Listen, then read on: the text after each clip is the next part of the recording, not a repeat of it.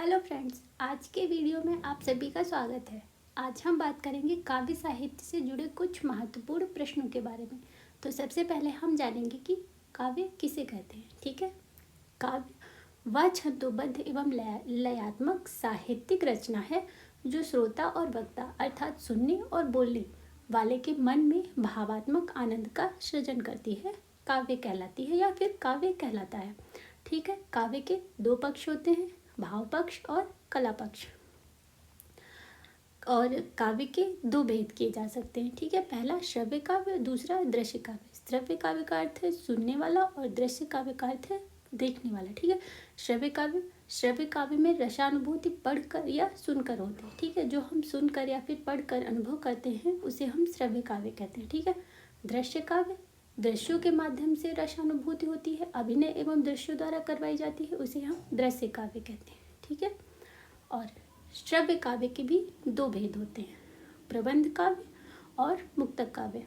प्रबंध काव्य की परिभाषा है, प्रबंध काव्य में किसी कथा का आश्रय लेकर एक धारावाहिक कहानी के रूप में रचना की जाती है, अर्थात किसी कथा युक्त काव्य को प्रबंध काव्य कहा जाता है। इसमें घटना या कथा का वर्णन होता है। ठीक है, और इससे जैसे कि इसका मुख्य उदाहरण है जयशंकर प्रसाद जी की कामायनी, जो कि काव्य कृति है। ठीक है, और मुक्तक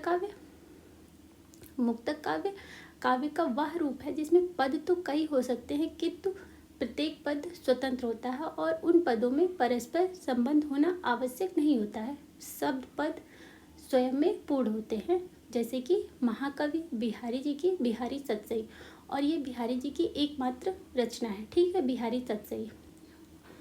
और प्रबंध काव्य के भी दो भेद होते हैं, महाकाव्य और खंड काव्य। महाकाव्य लंबे कथानक पर आधारित कई सर्गों में विभाजित तथा किसी लोकप्रिय नायक तथा उसके सहयोगी अन्य पात्रों के चरित्र चित्रण पर आधारित काव्य महाकाव्य कहलाता है। इसमें लोक दर्शन, उदात्त शैली एवं रचना संबंधी युग के संपूर्ण सामाजिक परिवेश का चित्रण होता है, जैसे कि अयोध्या सिंह उपाध्याय हरिऔध जी की काव्य कृति प्रिय प्रवास।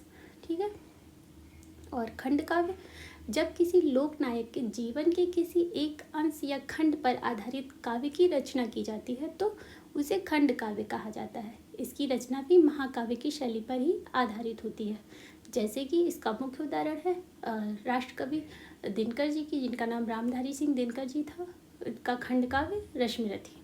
होप सो आप लोग को वीडियो पसंद आया होगा। अगर पसंद आए तो प्लीज़ लाइक कमेंट शेयर करिए और चैनल को सब्सक्राइब करिए। Thank you and God bless you all.